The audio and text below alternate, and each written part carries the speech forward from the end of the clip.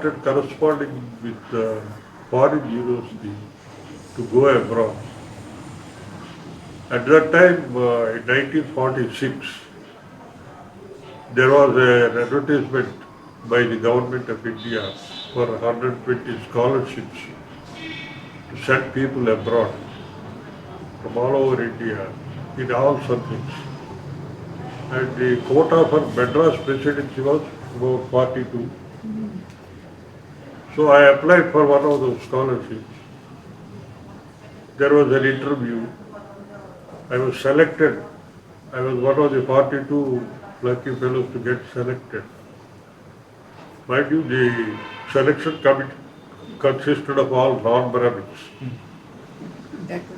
But the number of people selected included about 39 Brahmins and 3 non-Brahmins.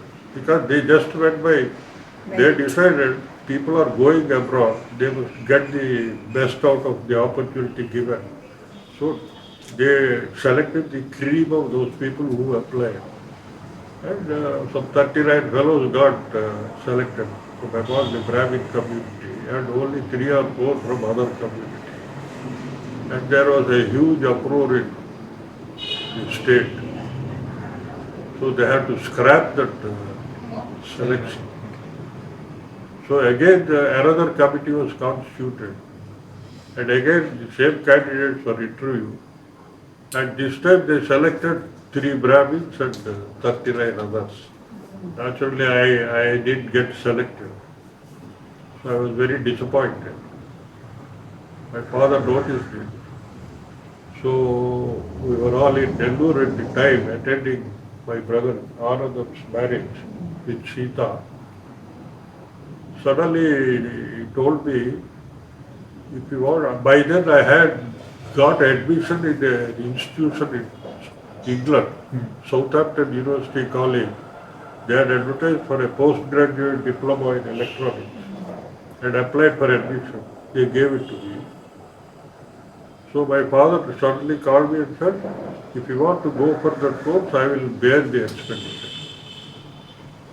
I was very pleasantly surprised, but I didn't want to burden him with any expenditure on my account. Because he was a retired man, I didn't see him earning much or anything. He didn't have a pension worth mentioning. And he was doing all sorts of odd jobs as a writer, reviewer, things like that. He was having some income all right, but it was not a very certain income. And to commit him to an expenditure to send me abroad, I tried to resist. But he insisted that he can support me very easily. He also told me, I never spent much on your education. You have always lived with me and went to the university, so no hostel fees, nothing. So you don't mind, I will send you. This time I agreed to go abroad with his help. How much was the expenditure? Pounds. How much was the expenditure in pounds? I will tell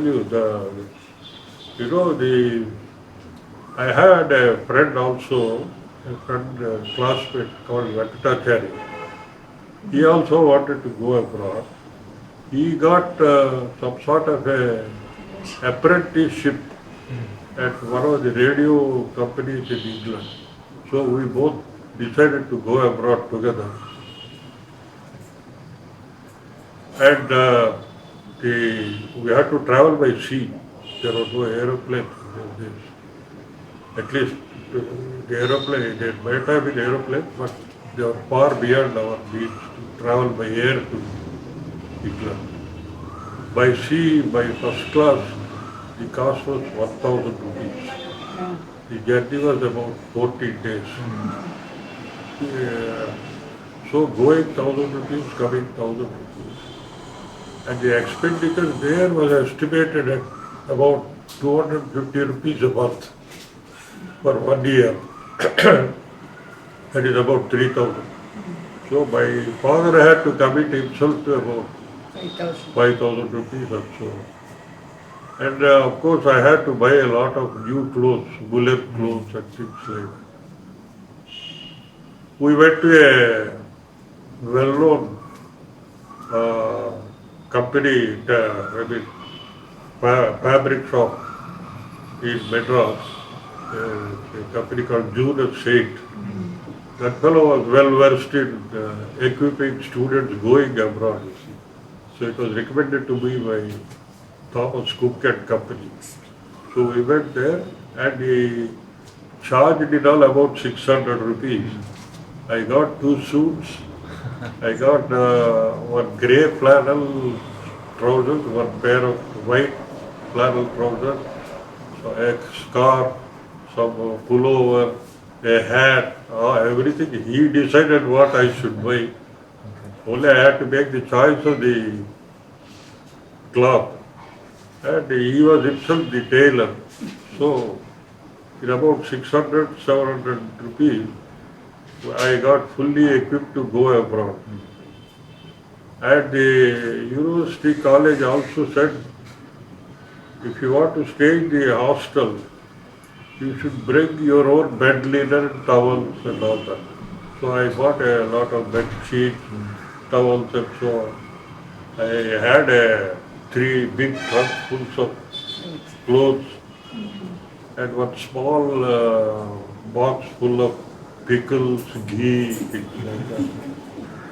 And because it was a ship journey, there was no limit to what you could carry as baggage. So I went with all this around middle of September.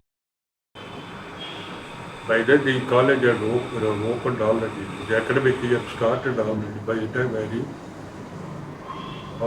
14 days, we had very enjoyable journey. It was like a beautiful holiday cruise.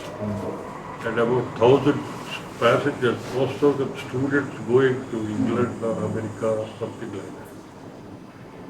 I made a lot of friends also in that 14 days. We stopped at Aden and went into Aden.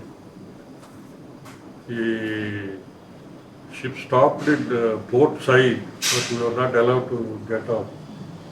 And then we went through the Mediterranean and as we entered the English Channel, there was a storm. Most of us felt seasick in that last few hours of journey.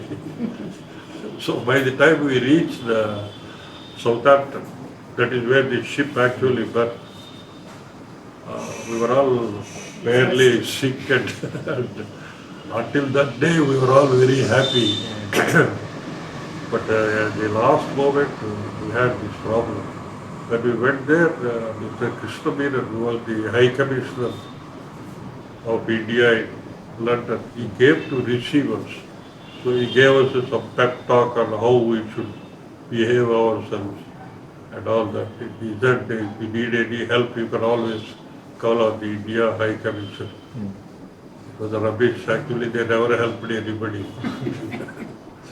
But anyway, I went to my University College straight from the harbour. I forgot that small box of pickles. When I went to the hostel, I had to meet the matron. I was wearing a hat at the time. I did not know whether I am supposed to remove it or keep the hat on. But anyway, that was a side issue. So I spoke to her for a little while with the hat on and then removed it. I asked her, I am so and so, I have been admitted to the college and I have been told I have been allotted a room also. She said, such a room is yours, you go there. And one fellow helped me to go there with my 3 trunks. When I went to my room, I discovered that for foreign students, they didn't have to bring their bed linen, towels and all that. So a box full of these bed linen, towels and all that remained unopened by me for 3 years. Next day I discovered that I did not have the pickles box, so I had to again go back to the harbour and they had the box there, unclaimed. So I got it. I joined the Southampton University College. Before leaving for England, as I was getting into the taxi to go to the station, My brothers Sitaram and Anandam, they accompanied me up to Bombay. My mother started giving me a long talk on what I should do, what I should not do. Don't smoke, don't drink, this, that and the other. My father cut her short and said, he is old enough to know what is good and what is bad. You don't have to tell him anything. Leave him alone. And then he gave me some advice. He said, you are going to England, don't go on experimenting with vegetarian, non-vegetarian. You eat whatever is available. Oh, that is a good thing. You are going there to get educated, not to experiment with the food. So I took his advice. At lunch on the first day, I went to the canteen in the college. They had something, they had some non-vegetarian thing. I put a little in my mouth. I almost started vomiting. So I decided I am not going to be a non-vegetarian.